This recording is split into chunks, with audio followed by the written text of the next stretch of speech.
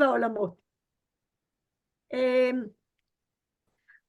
אז בפרשנות הסוד והחסידות מסבירים את זה שיש לנו מצווה לדבר כל כך הרבה מילים בלילה הזה, משום שבמצרים לא רק העם שלנו היה בגלות, אלא גם הדיבור היה בגלות. מה זה? מה זה דיבור שבגלות? מה זה שהדיבור של מי יצא לגלות? וגם מה יקרא דיבור גאול. אז אני רוצה להקדים קודם את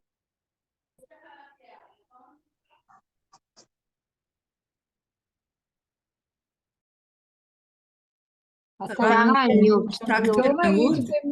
במיוט. רק רגע, זה בטעות הושתקת? אוקיי.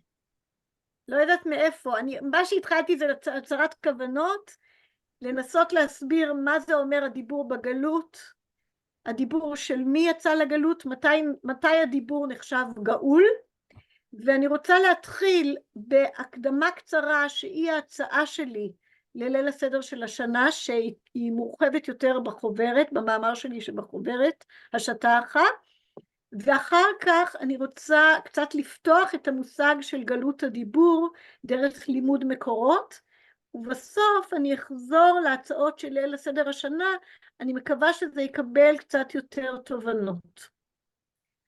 אז אני מתחילה עם המחשבות על השנה הזאת בקיצור. הלילה הזה, ליל הסדר הזה, נשתנה מכל לילות הפסחים, אם בשאר הלילות על ידי דיבור הפה אנחנו חוגגים את זה שהדיבור שלנו גאול, וגם את זה שהדיבור האלוהי גאול, שזה עוד נשמע ממש סינית, אבל אני מקווה שזה יתבהר בהמשך. בפסח הזה הפה שלנו יישאר גם פעור, גם מגמגם, גם מגיד וגם לא מגיד. אנחנו נקרא את המילים העתיקות השנה, אני לא מציעה להפסיק לקרוא בהגדה, אבל אני גם מחפשת ביטויים למבוכה. איך אנחנו יכולים להלל ולשבח השנה כמו באשתקד, כאשר יש מאיתנו שבויים וחטופים, ויש בינינו משפחות שלהם, ויש אבלים ומיוסרים בגוף ובנפש, שיש כל כך הרבה אנשים שהם גולים מבתיהם, ויוצאים לבתי מלון לפסח לא מבחירה, וכשיש רבים כל כך שבשעות אלה ובדקות אלה ממש מסתכנים בחירוף הנפש בשדה הקרב. אז אני רוצה להציע השנה להוסיף 3 תחנות בתוך ההגדה של פסח. ההצעה הראשונה, לפני שאנחנו נפתח באמירת המגיד, אנחנו נכריז על רגע אחד של שתיקה. אני אסביר בהמשך. ההצעה השנייה, בתוך המגיד, כשנגיד את הפסוק ונצעק אל השם אלוקי אבותינו, אנחנו נשבע בצעקה, נצעק כל המסובים. צריך לחשוב מה לעשות עם הילדים, אם יש ילדים קטנים שעלולים להיבהל מזה, אז אולי לקחת את כריות ההסבה ולשים אותם על הפה, כדי שזה לא יהיה מפחיד, אבל כן שנצעק.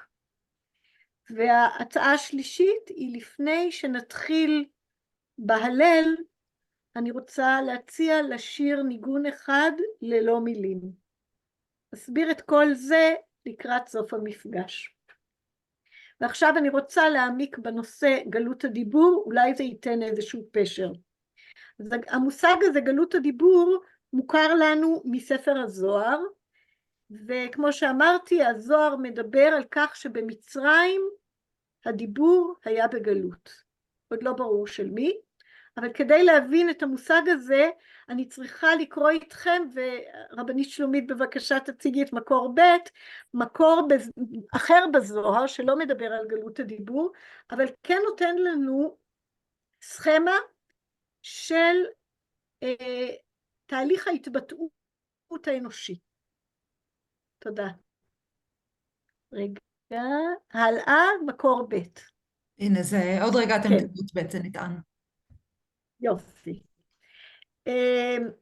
המקור הזה מדבר על, הוא משתמש כמו כל הזוהר, הזוהר מדבר בשפה של סמלים, והסמלים לקוחים מתוך העולם ומתוך חיי אנוש, ומתוך המושגים שאנחנו פוגשים, אבל הם מוסבים לנושא של יחסי האלוהות והעולם. אני רוצה להסתכל על הסמל שהוא תהליך, בסדר? כן. הסמל שהוא תהליך הדיבור האנושי. קודם כל נראה איך הזוהר מנתח מה קורה כשבפה שלי כרגע נולדת מילה, בפה של מישהו אחר ברגעים אחרים. יש כאן תובנה שמנתחת את התהליך של התקשורת וההתבטאות. כפי שאמרתי, הוא ירצה לקחת את זה לכיוון האלוקי, אבל קודם אני רוצה דווקא להתייחס לזה במישור האנושי, ואני קוראת מהר את הזוהר. אנחנו לא נדייק בכל מה שיש בו, יעניינו אותי 3 תחנות בתוך תהליך שפה יש לו 4 תחנות. בואו ראה, זה כמובן מתורגם. המחשבה היא ראשית הכל, ומשום שהיא מחשבה, היא בפנים, סתומה ולא נודעת.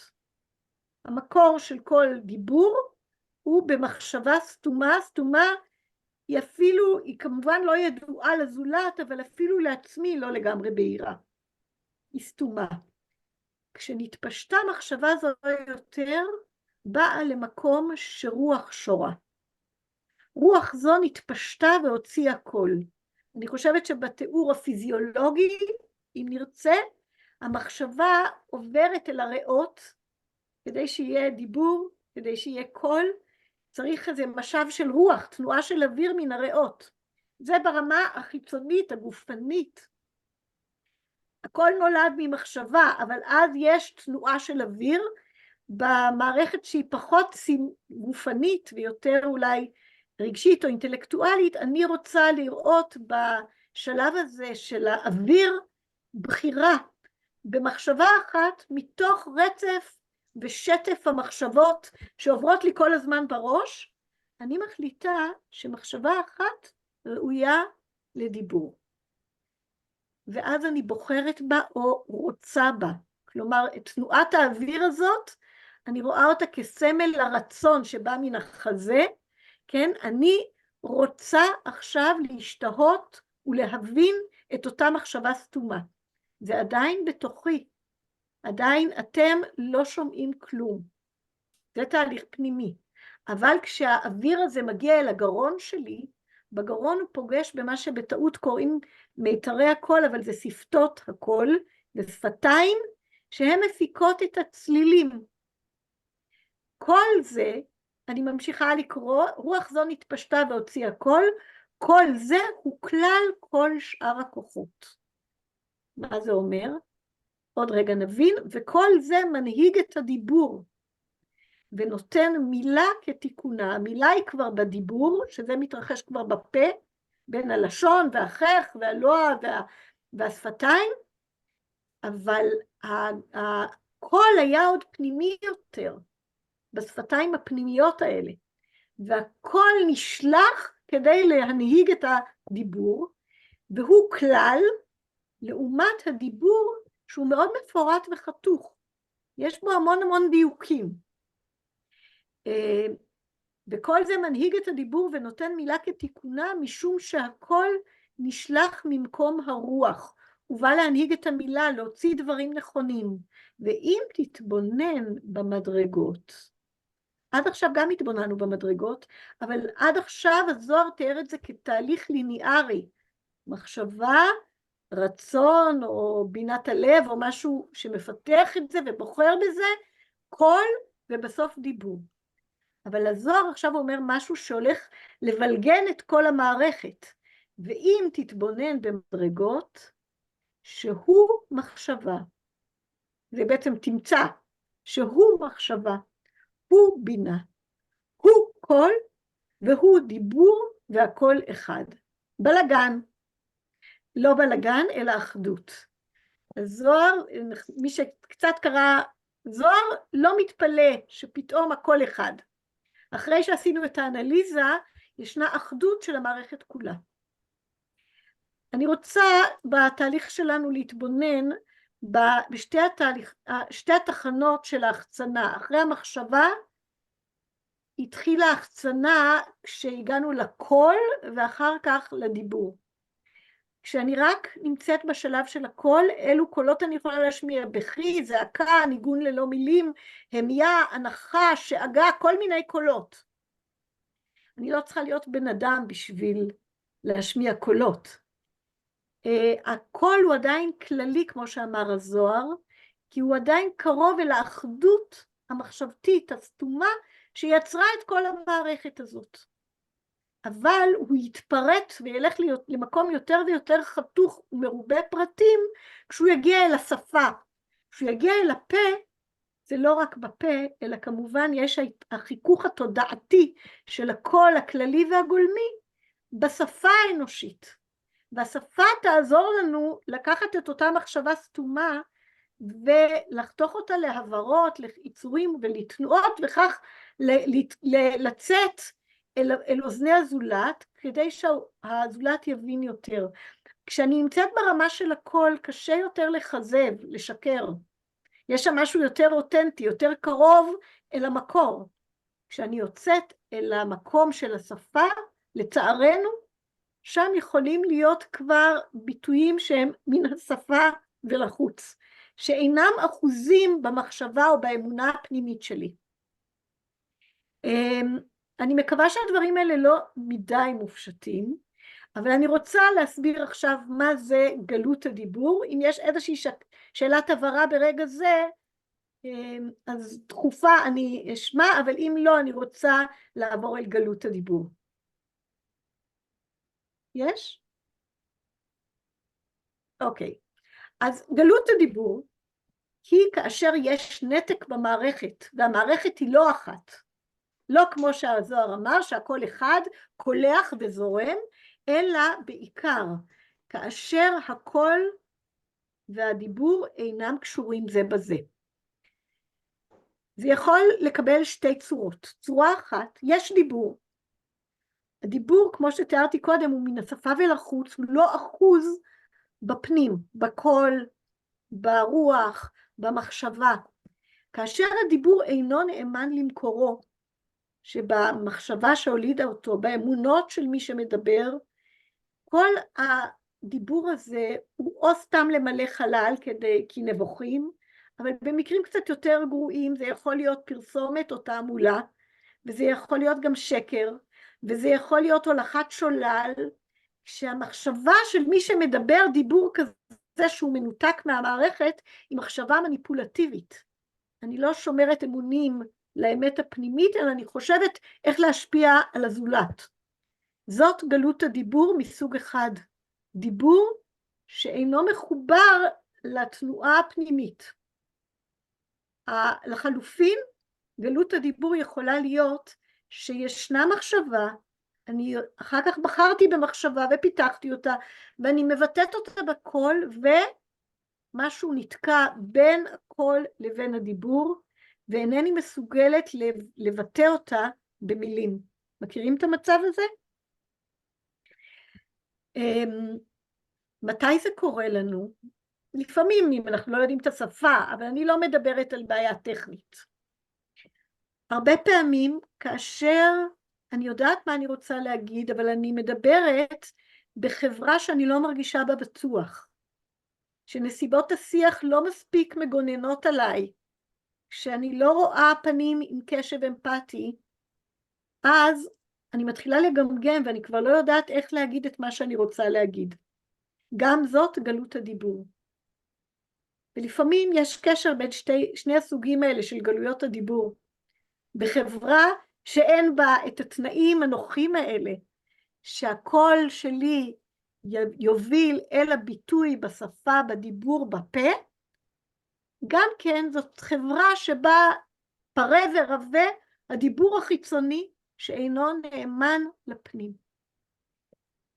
עד כאן המערכת האנושית. אבל אני אמרתי שהזוהר נזקק למערכת האנושית הזאת כסמל כדי לדבר על אלוקים. אלוקים רוצה להודיע את עצמו בעולם. הוא משתמש לפחות בדימוי של דיבור. הוא עושה את זה דרך המצוות והתורה. הוא עושה את זה דרך זה שהוא מדובב את הנביאים לדבר. ככה אלוהים מודיע את עצמו בעולם. הוא מודיע את עצמו בעולם בעוד הרבה דרכים. הדיבור זה רק דרך אחת ואפילו אולי מטאפורה לדרך שאלוהים מדבר. הוא ברא את העולם בדיבור לפי פרק א' בבראשית. זאת הדרך של ההודעה שלו אלינו, אל בני האדם. אנחנו הנמענים, אנחנו אלה שהוא רוצה להודיע את עצמו בפנינו. ספר שמות מלא במשאלות הלב האלה של הקדוש ברוך הוא. הוא רוצה שפרעה ידע אותו, הוא רוצה שמצרים ידעו אותו, והוא רוצה שאנחנו, עמו, נדע אותו. אבל זה לא עובד בהתחלה במצרים.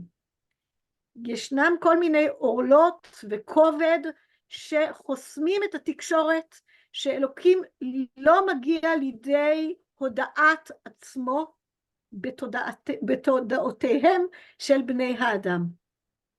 זה סוג של מצוקה בסיסית בהוויה. אז אם שאלתי קודם, הדיבור של מי גולה? התשובה הראשונה היא, הדיבור האלוקי הוא זה שגולה.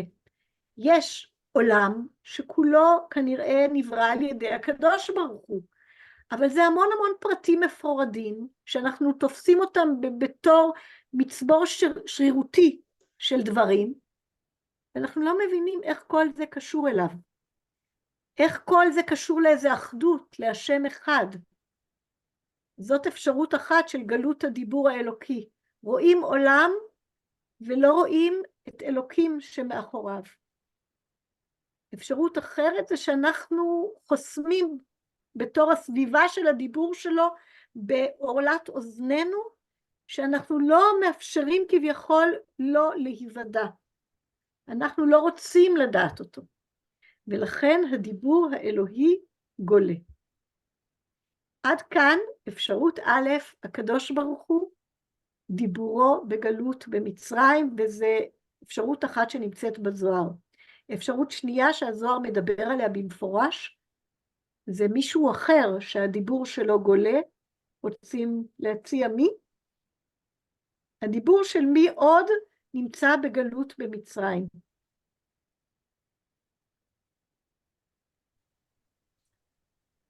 האדם הסובל, בני האדם שסובלים ולא מוצאים מילים. שזה במצרים זה בני ישראל, נכון? אז בואו תקפיצי אותנו רבנית שלומית למקור ג', אבל אולי רגע אחד לפני כן אני אזכיר עוד מישהו שאנחנו יודעים מפשט הכתובים, נכון דבינה? כן. מפשט הכתובים יש לנו מישהו שמעיד על עצמו בפעם הראשונה שהוא מדבר עם הקדוש ברוך הוא בסנה, שהוא כבד פה וכבד לשון, נכון? וערל שפתיים, הוא כל הזמן חוזר על הדברים האלה, הוא מנהיג מגמגם, ולכן הזוהר אומר עליו שהוא קול בלי דיבור, הוא מרגיש שהוא לא יכול להיות אפקטיבי בעולם, שהוא נמצא באיזה מקום שהוא נורא נורא רוצה דברים טובים, אבל הוא לא יודע איך ישמעני פרעה ואיך זה ואיך עם ישראל, ועד שהוא יגיע לספר ואלה הדברים לפני מותו, שאז הוא כבר יהיה איש דיבור, בינתיים הוא איש של קול בלבד. ועכשיו בני ישראל, ותסתכלו על המקור שהרבנית שלומית העלתה, זה רגע לפני הסנה, הפסוקים האחרונים של פרק ב' בשמות, תשמעו איזה פעלים יש כאן, אנחנו גם חוזרים על הפסוקים האלה בהגדה, ויאנחו בני ישראל מן העבודה, ויזעקו, ותעל שבעתם אל האלוהים מן העבודה, וישמע אלוהים את נאקתם. יש פה הנחה, זעקה, שבעה ונאקה, 4 קולות בלי מילה אחת של בני ישראל. זה המצב שלהם, גם הם קול בלי דיבור. מחמת קוצר הזמן אני אעשה פרפרזה של המקור הבא שרציתי לשתף אתכם בו, של רבי צדוק הכהן מלובלין. את יכולה להעלות את זה, אבל אני אגיד את זה נורא נורא בקיצור. אומר רבי צדוק הכהן מלובלין, נכון, כמו שמשה תפקידו להודיע את השם בעולם, גם זה התפקיד של ישראל, להודיע את דבר השם בעולם. אבל בשלב זה של גלות מצרים, גם ישראל אין להם בכלל עוד מילים, הם תינוקות. חז"ל אומרים שהם כעובר במעי אמו במצרים. אז רבי צדוק אומר, אולי עובר, אבל אולי תינוק שהוא יודע לפעוט ולבכות, שם את פועה, כן, שפועה עם התינוקות, אבל הוא לא יודע עדיין לדבר, הוא יודע לזעוק ולשבע.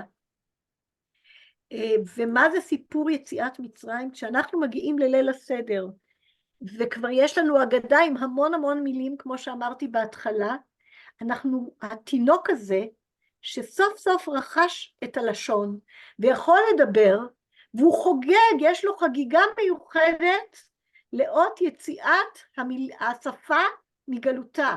הכל אחוז בדיבור, ולכן אנחנו בליל הסדר יכולים כל כך הרבה לדבר. זה בעצם מין חגיגת התינוק שמספר, עכשיו שאני כבר בגרתי, איך רכשתי את הלשון. אני חוגגת התפתחות הלשון שלי, לכן אני מספר כל כך הרבה ביציאת מצרים, כי זאת יציאתי מהמצב התינוקי, שעוד לא ידעתי לדבר, למצב שאני יודע לדבר. המקור הבא, שאנחנו נקרא אותו נורא מהר, שהוא מקור חסידי אחר, מי שכתב אותו זה רבי קלונימוס קלמן אפשטיין, שהיה תלמיד של רבי אלימלך מליז'נסק, שנפטר בשנה שבה רבי צדוק הכהן מלובלין, שהזכרתי קודם, נולד. הוא היה מגדולי אדמו"רי פולין, והוא כתב פירוש שהיה מאוד פופולרי בשם מאור ושמש, ואפילו פורסם בחלק מהמקראות הגדולות של הוצאת לוין אפשטיין, זה הופיע. אז אני קוראת את זה מהר בלי להתעכב, אבל אנחנו נראה איך מבין רבי קלונימוס קלמן אפשטיין, זה גם לקט של כל מיני דברים אחרים, אין פה הרבה חידושים שלו, אבל הוא הורג אותם למארג אחד, את הסיפור של גלות הדיבור במצרים. והנה, נמצא כבר? אני פשוט הקטנתי את זה כדי לראות אתכם. כן, תודה. והנה בכתבי האריז"ל, שאחיזת פרעה היה במיצר הגרון, ופרעה אותיות העורף, שהיה לו אחיזה בעורף. בעורף של מי? של ישראל. אז יש פה תמונה מאוד חזקה, ישראל כמו איזה גוף של בן אדם, ולמה הוא לופת אותנו דווקא בעורף או בגרון? א', זה המקום הכי צר, אנחנו יודעים ששוחטים מהצוואר או מן העורף, זה מקום מאוד פגיע, הקנה והוושט עוברים כאן, אבל עכשיו יש לנו עוד הסבר. והוא כי כל החיצוניים, זה הכוחות השליליים בעולם, מגמתן לבלבל את ישראל מעבודת השם, כדי שתרד אליהם השפעת הקדושה הראויות להירד על הכנסת ישראל.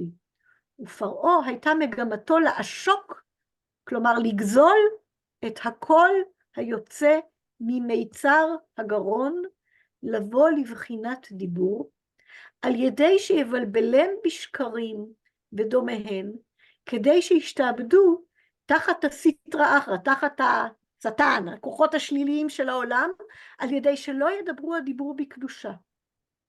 וזהו שאמרו בזוהר הקדוש, שבמצרים היה הדיבור בגלות. אז יש לנו כאן תמונה מאוד מאוד חזקה, שמה שרוצה לעשות לפי התיאור של המאור והשמש, מה שפרעה רוצה לעשות זה דווקא כאן, כדי להפריד בין הקול שבגרון לבין הדיבור. ובשפה הסמלית שקודם הצגתי לפניכם, זה בעצם להפריד בין הכלל והנאמנות פנימה לתודעה, למחשבה, לבין הביטוי החוצה, שזה מה שמקווים כשהכל יהיה אחד. כלומר, הרצון של אלוקים להודיע את עצמו דרך בני האדם ודרך כוחותיו שלו ומעלליו בהיסטוריה, זה על ידי זה שתהיה זרימה קולחת. בא פרעה והוא אומר לא יקום ולא יהיה, אני חוסם את התהליך, אתם תישארו על ידי בלבול בשקרים, בעולם של שקרים, הקול והדיבור יהיו מנותקים, המילים לא יגלמו את המחשבה הפנימית, ולא יביאו, במישור האלוהי, הם לא יביאו את רצון השם ואת תודעת השם הבורא ומחולל ההיסטוריה, הם לא יביאו אותו לידי ביטוי בעולם. ולזה נקרא פרעה אותיות פרע. יש לו כל מיני נוטריקונים כאלה, שכל מגמתו היה להביא דיבור פיהם אל הרע שהוא הסטרא אחרא. וזה שאמר משה, כי כבד פה וכבד לשון אנוכי ואיך ישמעני פרעה, שהרי הגאולה העיקרית הוא להוציא הדיבור מהגלות, שהוא עתה בהגלות, ואם כן איך ישמעני פרעה, שהוא אוכל לגאולם על ידי דיבורי אליו, מאחר שהדיבור הוא בהגלות תחת ידו.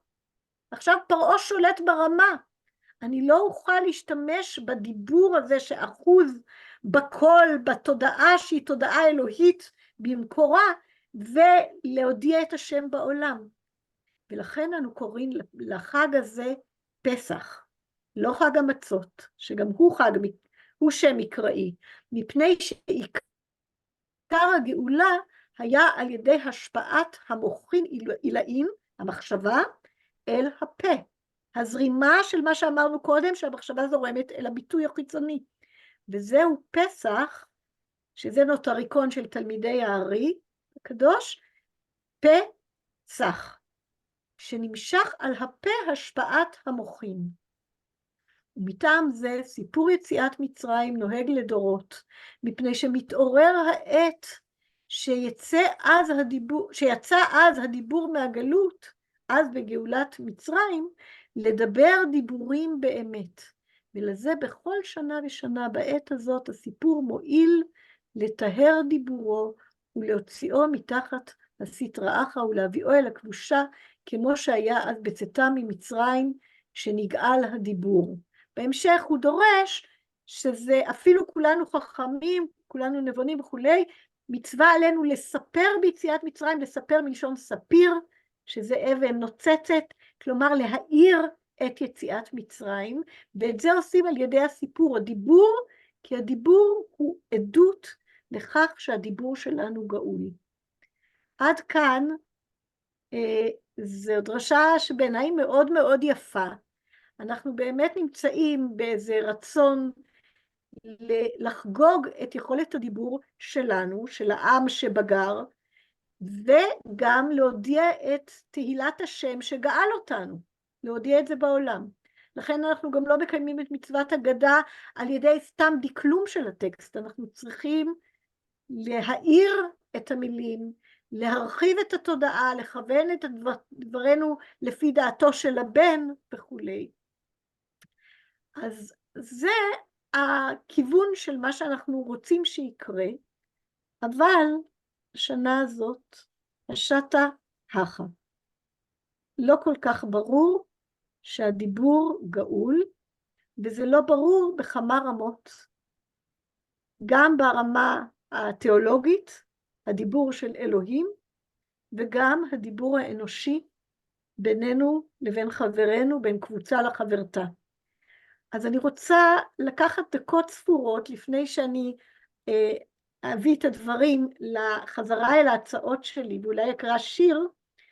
אני רוצה לפתוח רגע, שאני אראה אתכם פעם אחת, להערות קצרות, לאסוציאציות שלכן לגבי גלות הדיבור השנה, כיוון שזמננו קצרצר ממש, יש לנו עד 20 כמו שאמרתי, אני מבקשת משפט, אז תנסו לחשוב קודם על ניסוח המשפט של אסוציאציה לגלות הדיבור של השתא, של השנה הזאת. האם אתן פוגשות השנה גלות של דיבור? זה יכול, אני אומרת אתן, אני לא יודעת אם יש פה גברים, כן יש.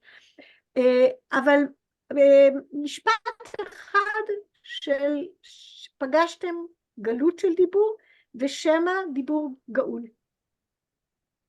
אין מילים. אין מילים. מי אמרה את זה? מרים. מרים זנגי.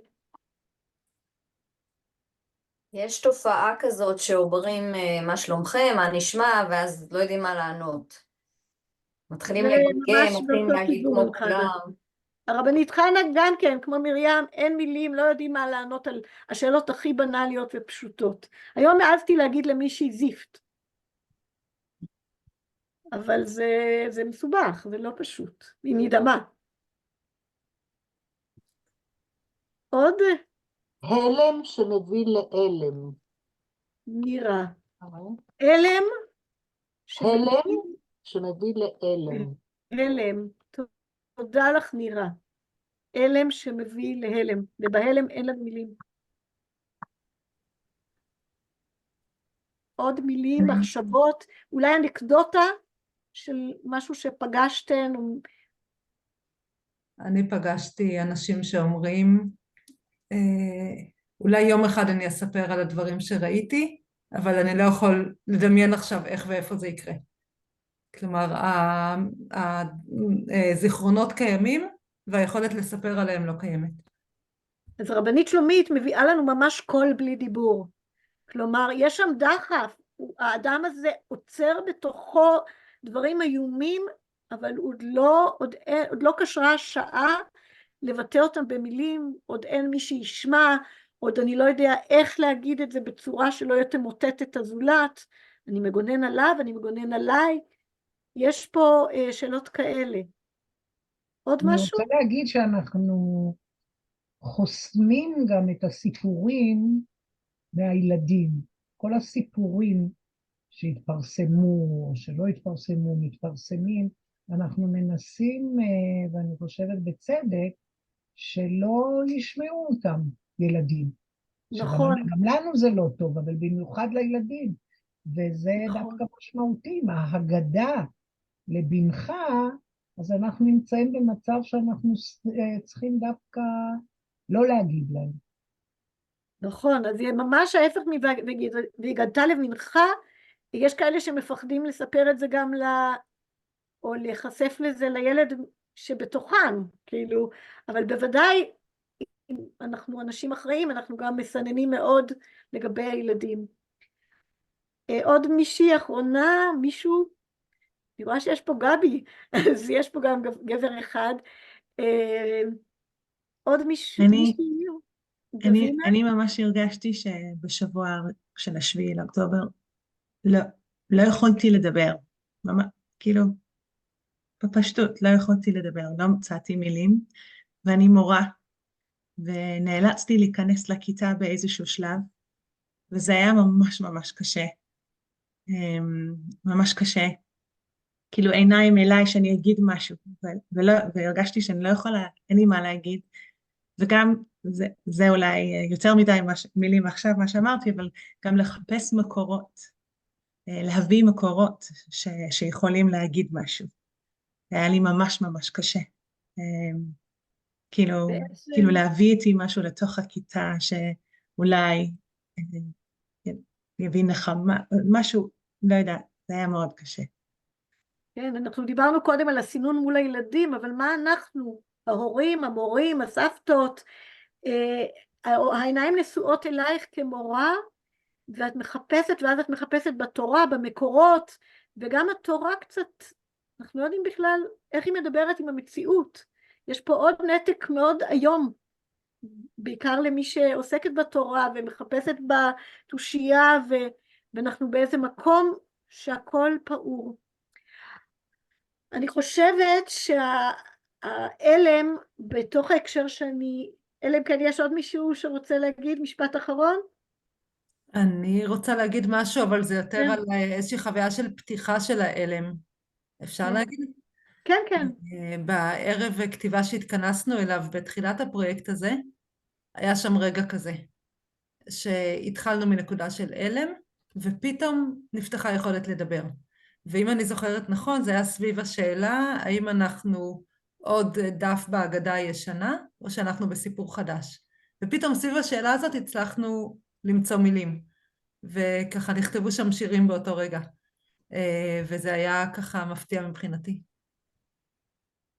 זה מאוד מעניין, זאת אומרת, זה גם קרה לי שהמאמר שלי הגיע, למרות שאמרתי לרבנית שלומית, אני לא יודעת אם יהיה לי מה לכתוב, אני לא רוצה להתחייב על דבר כזה, ואז אמרתי, טוב, אני אכתוב על ההלם, על המקום שהדיבור הוא לא שימושי, או מה אני יכולה לעשות עם זה, ובאמת זה מה שאני הולכת עכשיו לשתף אתכם, אבל ממש זה גם מה שקרה שם באותו ערב שהניב את הכתיבות שלנו, והייתה הנחיה נפלאה של הרבנית שלומית והרבנית תמי ביטון גם כן, שהם הצליחו לעשות את הדבר הזה, אבל באמת היה שם איזה שבר. אז אני רוצה להגיד שקודם כל, אם אני חוזרת אל המישור האלוקי, שבשנה הקשה הזאת אני מרגישה, אני חושבת שרבים מאיתנו מרגישים, ששוב גם הדיבור האלוקי שב לגלות. אחרי שנים שבהן אנחנו צפינו בהתגשמות של חזונות הנביאים, שאנחנו חוזרים לארצנו, אנחנו חוזרים אל לשוננו, אנחנו מתקבצים מארבע כנפות הארץ, ופתאום יש איזו נסיגה איומה, ונראה כאילו שהדיבור האלוקי הוא נסוג מהמפגש איתנו אל הסתימות, הוא גולה, הוא כבר לא מדבר בשפה שמתקשרת איתנו בדרך הרגילה שאנחנו מעללים אותו עליה, אבל לא רק הדיבור שלו גלה, גם הדיבור שלנו גלה, והגענו עם זה לשפל היום ונורא אשתקד. ומי יודע אם אנחנו לא חוזרים לשם, אם לא בחומרה יתרה עכשיו. אנחנו התמסרנו לדיבור מאוד אינטרסנטי, כוחני, מפלג. אנחנו לא מספיק פיתחנו את היכולת שלנו להקשיב.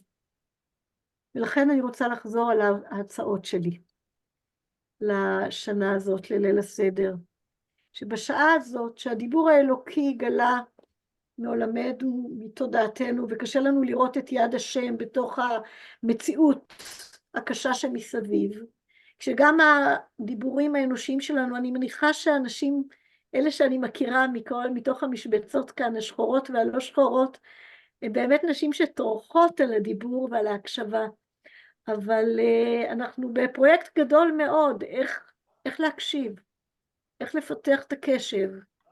אז בשנה הזאת, אני רציתי להוסיף למלל, שמתאר כן אפשרות של תקשורת בין הקדוש ברוך הוא לבין העולם, ההגדה המסורתית. גם רציתי להוסיף 3, עכשיו אני אגיד מילה שאף אחת לא שמעה אף פעם, גם אני לא שמעתי אותה עד לא מזמן, שבעות. שבעות זה רבים של שבעה. לא שבעות אלא שבעות. ו' ועם עין. בדיוק, שין ו' עין ו' ת', שבעות. אז זה 3 זעקות כאלה, אבל רק אחת מהזעקות היא צעקה. אז אני חוזרת. אחרי שאנחנו נשמע את הילדים שואלים מה נשתנה, ולפני שניתן תשובה לשאלה הזאת, אני מציעה לעשות שם רווח, להכריז בליל הסדר, וכאן אנחנו שותקים. יש שאלות ואין לנו תשובות. ואנחנו נייחד זמן לשקט הזה. להגיד שכל המילים עם כבודן והגדול שאנחנו ניתן להם באותו לילה, אנחנו גם משאירים מקום כמו הטיח שלו לא מסויד בקיר, זכר לחורבן, אז יש לנו איזה זכר לאסון שפקד ועדיין פוקד אותנו, ואנחנו לא יודעים שם. אז אנחנו רוצים לייחד מקום לא מסויד בשפה שלנו. זה יהיה השקט שלפני המגיד. ההצעה השנייה הייתה, בזמן שאומרים, ונצעק אל השם אלוקי אבותינו, כמה שנאמר, ויהי בימים רבים מהם, וימות מלך זה, וימחו בני ישראל מן העבודה, ויזעקו, ותעל שבתם אל האלוהים מן העבודה. הצעתי קודם לקחת את הכריות של השיבה, לשים אותם על הפה, אם יש ילדים קטנים שהם לא ייבהלו, או תינוקות, אבל לצרוח, כן לצרוח. זה קול בלי דיבור. זוהי השבעה השנייה. השבעה הראשונה בהלם מתוך ההלם, השנייה בצעקה, וההצעה השלישית, שהיא קצת יותר מעודנת, זו הצעה שלמדתי בעולם החסידי, לפני שנגיד את ההלל, שאנחנו שרים אותו עם הרבה מנגינות, אבל זה בעיקרו קודם כל מילים, הטקסט מתהילים, אני מציעה ללכת בדרכם של חסידים, ולפני שמתחילים את ההלל, לשיר ניגון ללא מילים. ניגון ללא מילים מחבר אותנו לרמה של הקול, עוד לפני שמגיעים אל הדיבור. ואנחנו רוצים להיות שם, בהמיות הלב, ברגשות שאנחנו עוד לא יודעים, מתישהו, כמו שאמרת רבנית שלומית, מתישהו אולי נדע לספר.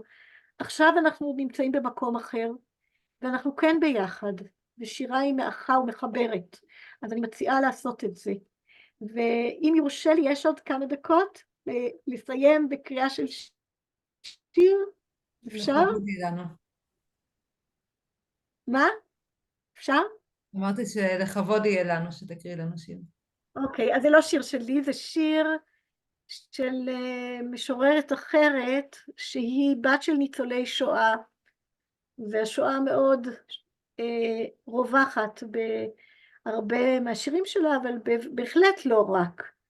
זאת רבקה מרים, אני בזה אולי סוגרת מעגל עם היוצרים זיכרון והדברים של מרטי הרשקוביץ, שבנדיבותו יכולנו לעשות את הפרויקט הגדול הזה.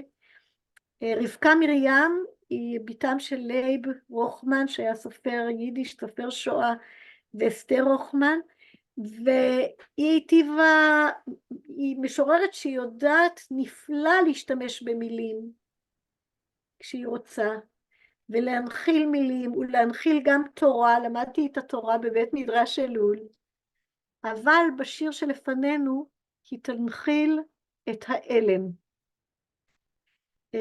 זה שיר שכמובן מצוות הגדה של פסח נמצאת בעורף שלו, ואני חושבת שבאמת שבליל הסדר שלפנינו אפשר גם לקרוא את השיר הזה עצמו.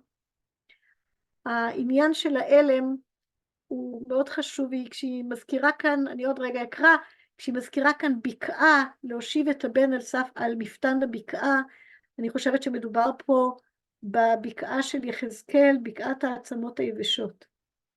היא הבקעה של מוראות השואה. אנחנו נמצאים בבקעות אחרות, גם בבקעות וגם בבקיעים.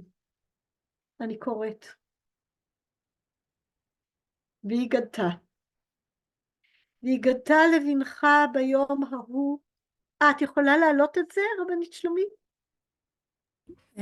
כן, רגע, אבל אין לי את זה, יש את זה בקובץ שלך? כן, זה האחרון. אז רגע. שנייה, סליחה.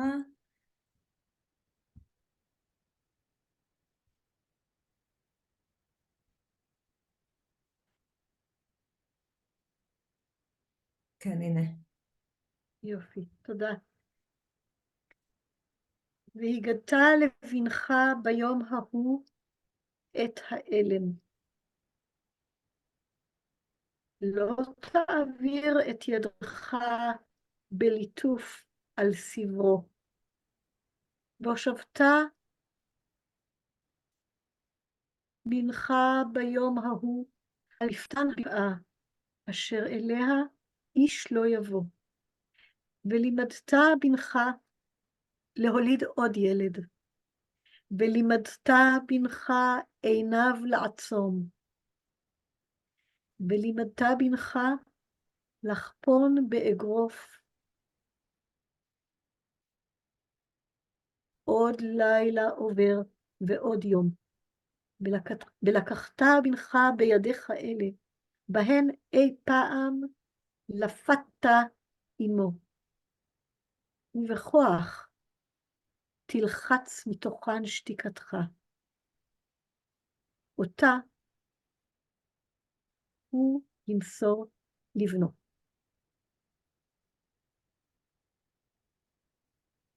עד כאן, אם מישהי רוצה להגיב תגובה, אז השיר מאוד נסיים בתגובה. ממש עושה את התחושה של האבא השותק שמחבק חזק, והידיים המחבקות שמעבירות את השתיקה, זה מצמרר וזה מאוד חזק.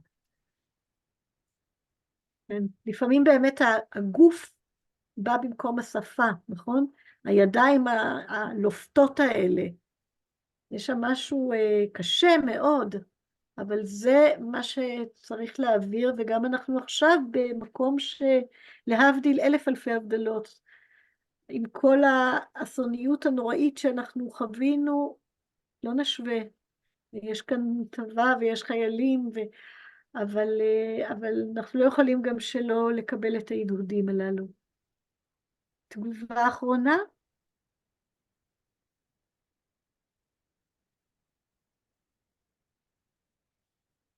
אז ערב טוב.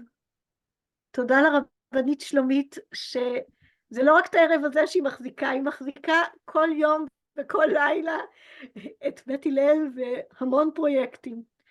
אז תודה, תודה רבה. תודה, תודה שרה. רבה.